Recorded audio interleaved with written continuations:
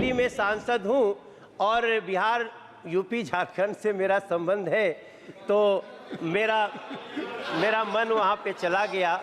मैं तो आपके लिए भी कहूंगा मेरे साथी, लेकिन आप लोग अपने अपने लोगों के लिए कहिएगा।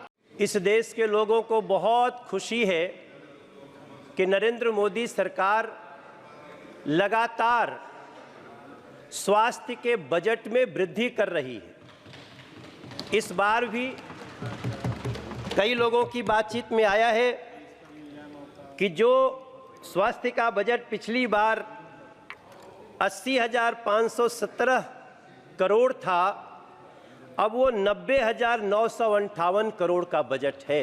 सभापति महोदय, ये बताता है कि सरकार स्वास्थ्य को लेकर के कितनी गंभीर है। और उसमें भी एक समय था जब इसी सरकार में हमने देखा था कि स्टंट जो लाखों रुपए का होता था, और उस स्टंट को नरेंद्र मोदी जैसे प्रधानमंत्री ने, जो गरीब घर से आते हैं, गरीबों के दिल की बात समझते हैं, और इस देश में स्टंट उसकी कीमत मात्र 26,000 कर दी गई थी, जिसके कारण आज गरीब से गरीब घरों में भी लोग इस हृदय के समस्याओं को दूर करने के लिए अब सक्षम हो रहे हैं। यही देश है सभापति महोदय। मेरे क्षेत्र में 20 जनौषधि केंद्र खुल चुके हैं। हमारे यहाँ दिल्ली के सांसद साथी हमारे सब बैठे हैं।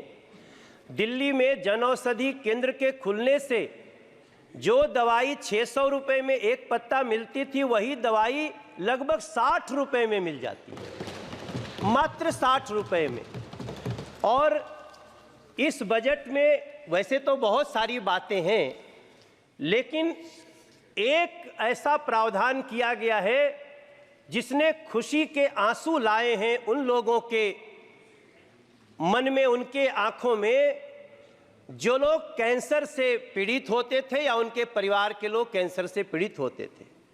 मुझे लगता है चाहे ये ट्रेजरी बेंच हो, चाहे वो सामने का बेंच हो, सभी लोग इसको अप्रिशिएट कर रहे हैं कि अब कैंसर की 3 महत्वपूर्ण दवाइयां, जिनमें लोगों को इतना बड़ा खर्चा होता था कि कई बार तो गरीब परिवार के लोग हिम्मत तोड़ देते थे, आज तीनों दवाइयों को इस बजट में कस्टम के शुल्क से मुक्त किया गया है और उसका बहुत ही आसान इलाज हो गया है। मैं अपनी बात को बहुत लंबा नहीं करूंगा सभापति महोदय। मैं एम्स का गवर्निंग बॉडी का मेंबर हूं और मैं पिछले 4 साल से उसके साथ काम कर रहा हूं। मुझे लगातार लोगों के जो कॉल्स आते हैं, लोग जैसे परेशान होकर आते हैं, तो मैं 2 सुझाव देना चाहता हूं इस बजट के मार्फत।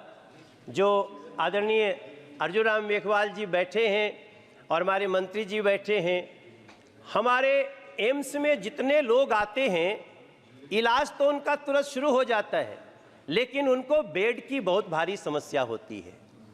इसके तहत जो लोग उनको लेके आते हैं, जिसका इलाज शुरू हो गया, वो सड़कों पे सोते हैं सभापति महोदय।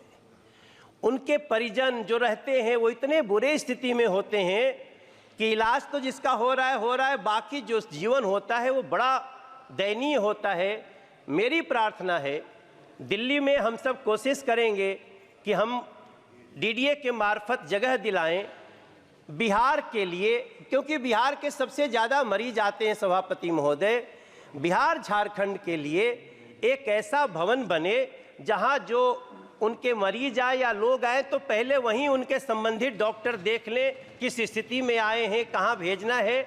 और एक अंतिम बात सभी के लिए, हाँ, मैं तो क्योंकि मैं दिल्ली में सांसद हूं और बिहार, यूपी, झारखंड से मेरा संबंध है, तो मेरा मन वहां पे चला गया।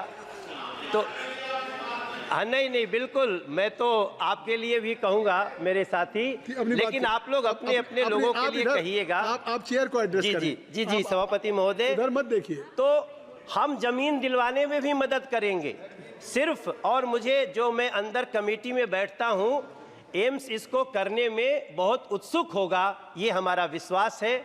और अंत में एक विषय, हमारे यहाँ एक university college of medical sciences है, उसको अचानक से दिल्ली सरकार ने अपने अंडर में लेने का प्रोसेस शुरू किया है। मैं प्रार्थना करता हूं, ये दिल्ली की जो सरकार है, आम आदमी पार्टी की गवर्नमेंट, उसके पास न स्कूल संभल रहे हैं, न अस्पताल संभल रहे हैं। मैं प्रार्थना करता हूं चेयर के थ्रू मंत्री जी से कि हमारे university college of medical sciences को, UCMS को दिल्ली सरकार में न जाने दिया जाए, कृपया जहां है वहीं रहने दिया जाए ताकि बच्चों की ज़िंदगी बन सके। मैं इस चर्चा में भाग लिया। बहुत बहुत धन्यवाद। धन्यवाद।